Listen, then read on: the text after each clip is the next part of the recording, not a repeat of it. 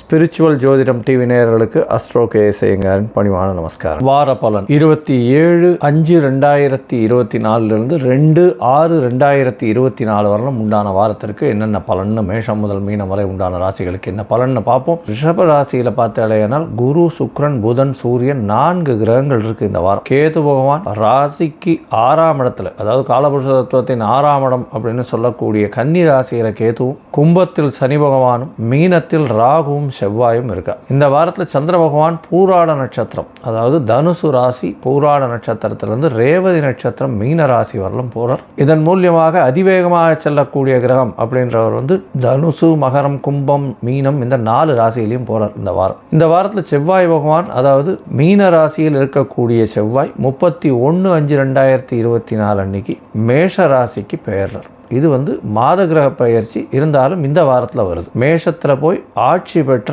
ஆண் செவ்வாயாக இருக்க போகிறார். பெரிய ஏற்றத்தை எல்லாம் கொடுக்க போகிறார். இந்த வாரத்தில் பார்த்தாலேயானால் எந்தெந்த விசேஷ நாட்கள் வருது அப்படின்னு பார்த்தோம்னா 28ஆம் தேதி அன்னைக்கு ஸ்ரவண விரதம். ஸ்ரவணம் அதாவது திருவோணம் அப்படின்றது பெருமாளுக்கு உண்டான நட்சத்திரம். திருவோண நட்சத்திரம் அப்படின்றது இதுவும் பெரிய ஏற்றத்தில் இருக்கக்கூடியது. திருவோணத்தில் என்ன விசேஷம் அப்படின்னா, திருவோணம் சனி பகவானுடைய ராசியில் வர்றது பெரிய விசேஷம். ஏன்னா சனி பகவான் துலாத்தில் உச்சம் வர்றார். எந்த ஒரு விஷயத்திற்கும் அதாவது சாராமல் இருக்கக்கூடியவர் சனி பகவான். அதனால தான் அவர் அவருடைய மாற்றங்கள் எல்லாமே ஒரு பெரிய சேஞ்சஸை லைஃப்பில் பண்ணணும். எந்த ஒரு விஷயத்திற்கும் ஒரு சரியான, அது எது சரியோ அதை மட்டும்தான் பண்ணுவார். தவறான விஷயம் செய்ததற்கு உண்டான தண்டனையும் சரியான விஷயத்திற்கு உண்டான பலன்களையும் தனித்தனியாக கொடுக்கக்கூடியவர். அதையும் இதையும் கம்பைன் பண்ணி இதில் ஒரு 70 மார்க் இருக்குது, அதில் ஒரு 100 மார்க் இருக்குது, 170 மார்க் போட்டுக்கலாமே, என்ன பண்ண முடியாது. போய் மிச்சம் 30 மார்க் போடலாம், 100 மார்க் நன்மை பண்ணியிருக்கார் அப்படின்றதெல்லாம் கிடையாது.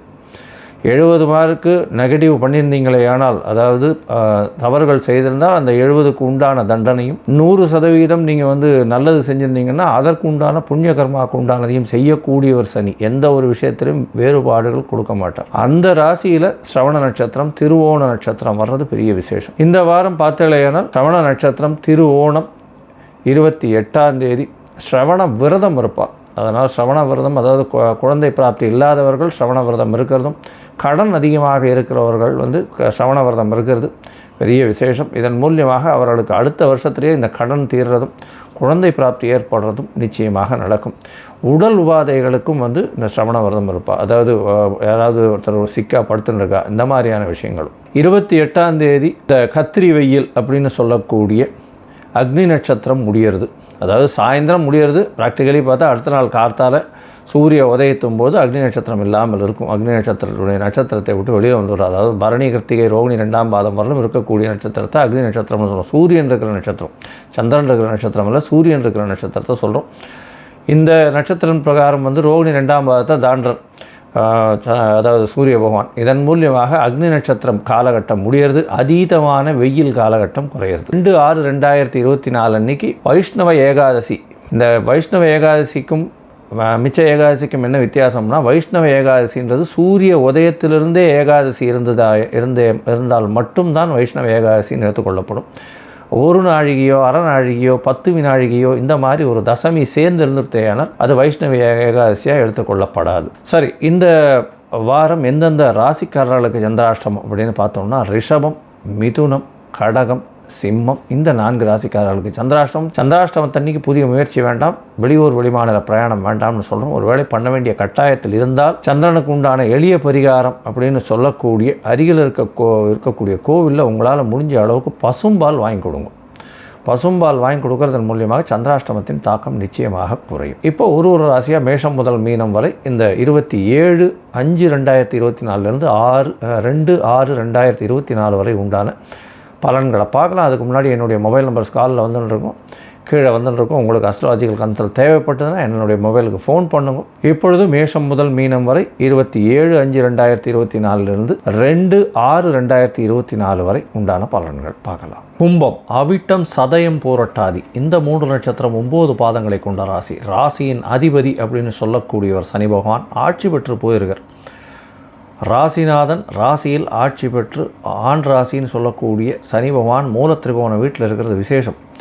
அதாவது சனி பகவான் 7.5 சனியில் இருக்கார், அவர் வந்து ராசியிலேயே இருக்கார். இது வந்து எந்த ஒரு ராசினாலும் தன்னுடைய ராசிக்கு கெடுதல் பண்ணுவதாக இது ஜோதிட சாஸ்திரத்தில் கிடையாது. என்ன அவரால் முடிந்ததை செய்ய முடியும், அவ்வளோதானே தவிர மிகப்பெரிய ஏற்றத்தை கொடுக்க முடியாது. அதனால் ராசிநாதன் ராசியில் இருக்கிறதுனால பிரச்சனைகள் இல்லாமல் அவருடைய இதில் இருக்கக்கூடிய வாய்ப்புகள் உண்டு.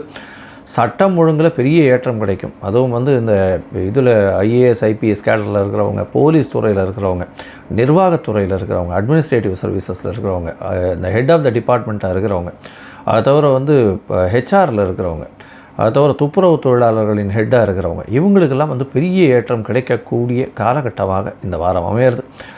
ராசிநாதன் ராசியில் இருக்கிறதுனால சிறு சிறு உடல் உபாதைகள், அதாவது சனி பகவான் ராசியில் இருக்கிறதுனால சிறு சிறு உடல் உபாதைகள் நிச்சயமாக வரும். ஏன்னா 8ஆம் இடத்துல கேது பகவான் வேறு இருக்கிறதுனால கண்டிப்பாக உடல் உபாதைகள் அலைச்சல் கொஞ்சம் அதிகமாகவே இருக்கக்கூடிய காலகட்டமாக இருக்குது.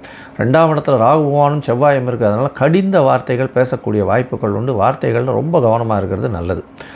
உங்களுடைய ராசிக்கு 2ஆம் இடத்துல இருக்கக்கூடிய செவ்வாய் பகவான் 31/5/2024 அன்றைக்கி மாறுறார். அது ஒரு பெரிய ஏற்றம். 31/5/2024 வந்து மேஷத்துக்கு போகிறார் மீனத்திலேருந்து. நல்ல ஒரு ஏற்றம். 3ஆம் இடத்துல முயற்சி ஸ்தானாதிபதி ஆட்சி பெற்றிருக்கிறது, நல்ல ஒரு ஏற்றம். உங்களுடைய ராசிக்கு 4ஆம் இடம் வலுப்பெற்று போகிறது. கேந்திரம் திக்பலம் பெற்று போயிருக்கிறது. 4ஆம் இடத்துல சுக்கிரன் ஆட்சி பெற்று போயிருக்கார். நல்ல ஒரு ஏற்றத்தை கொடுக்கக்கூடிய காலகட்டம். இருந்தாலும் 4ஆம் இடத்துல சூரியன் இருக்கிறதும் நல்ல ஒரு ஏற்றம் கொடுக்கும். அதை தவிர குருவும் புதனும் சேர்ந்து இருக்கக்கூடிய காலகட்டமாக அமையிறது.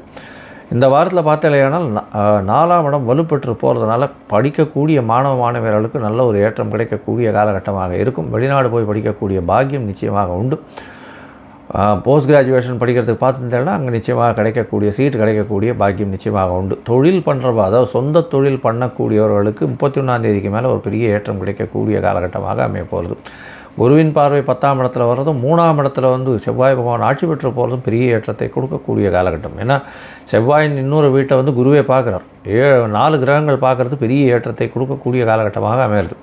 இந்த வாரம் பார்த்தோம்னா உங்களுடைய ராசிக்கு 6ஆம் அதிபதினு சொல்லக்கூடிய சந்திரன், அவர் உங்களுடைய ராசிக்கு 11ஆம் இடத்துல இந்த வாரத்தை ஆரம்பிக்கிறார். 27/5/2024 2/6/2024 வரை உண்டான வாரத்தில் சந்திர பகவான் உங்களுடைய ராசிக்கு 11ஆம் இடத்துல இருக்கிறது. சந்திர பகவான் 27ஆம் தேதி மாலை ஒரு 4:45 மணிக்கு பார்த்தாலேனால் சந்திர பகவான் மாறுறார். இதன் மூலியமாக பார்த்தாலேனால் தொழில் ஸ்தானத்தில் பெரிய ஏற்றம் கிடைக்கக்கூடிய காலகட்டம். 11ஆம் இடம் வலுத்து போயிருக்கக்கூடிய காலகட்டமாக அமையிறது. உங்களுடைய ராசிக்கு 12ஆம் இடத்துல சந்திர பகவான் வரார். 12ஆம் இடத்துல பார்த்தாலேனால் 27ஆம் தேதி மாலை ஒரு 4:30 மணியிலிருந்து 29ஆம் தேதி இரவு ஒரு 8:30 மணி வரலும் இருக்கக்கூடிய காலகட்டமாக இருக்குது. குரு பகவானால் 12ஆம் இடம் பார்க்கப்படுறதுனால சுபத்துவம் அடைகிறது. சுப செலவுகள் வரக்கூடிய வாய்ப்புகள் நிச்சயமாக உண்டு. அதாவது 6ஆம் அதிபதி 12ஆம் இடத்துல இருக்கிறதுனால வேலை மூலியமாக வெளிநாடு வெளியூர் போகக்கூடிய பாக்கியம் நிச்சயமாக இருக்கும். உங்களுடைய ராசியிலேயே சந்திர பகவான் வரார். அது வந்து 29ஆம் தேதியிலிருந்து 31ஆம் தேதி இரவு ஒரு 10:30 மணி வரலும் இருக்கார். இந்த காலகட்டத்தில் புனர்ப்பு யோகம் வருது. 6ஆம் அதிபதி உங்களுடைய ராசியில் இருக்கிறதும் ராசியிலே சனி பகவான் இருக்கிறதும் 8ஆம் இடத்துல செவ்வாய் அதாவது கேது பகவான் இருக்கிறதன் மூலியமாக உடல் நலத்தில் கொஞ்சம் செட்பேக் இருக்கும். நீர் சம்பந்தப்பட்டமாக பிரச்சனைகள் இருக்கும். இந்த சளி சம்பந்த பிரச்சனைகள் நிச்சயமாக இருக்கும். எலும்பு சம்பந்தமான பிரச்சனைகள் இருக்கக்கூடிய வாய்ப்புகள் மிகவும் அதிகம். கிட்னி சம்பந்தமான பிரச்சனைகள் இருக்கக்கூடிய வாய்ப்புகள் நிச்சயமாக இருக்கும். கிட்னி, தோல் இந்த மாதிரியான விஷயங்களில் பிரச்சனைகள் இருக்கக்கூடிய வாய்ப்புகள் உண்டு. உங்களுடைய ராசிக்கு 2ஆம் இடத்துல சந்திர பகவான் போகிறார். 2ஆம் இடம் அப்படின்னு சொல்லக்கூடியது குடும்பம், வாக்கு, தனஸ்தானத்தில் போகிறார்.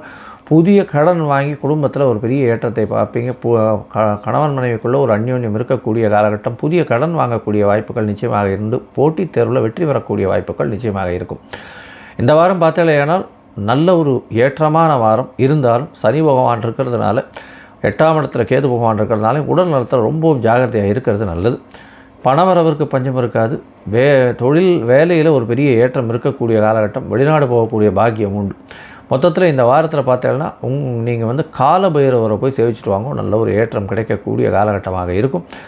அருகில் இருக்கக்கூடிய நவக்கிரக சன்னதியில் உங்களால் முடிஞ்சது எள் விளக்கு ஒரு 2ஆவது போட்டு வாங்கும் சனிக்கிழமை அன்றைக்கி. நல்ல ஒரு ஏற்றமும் மாற்றமும் இந்த வாரம் நிச்சயமாக வந்து சேரும்.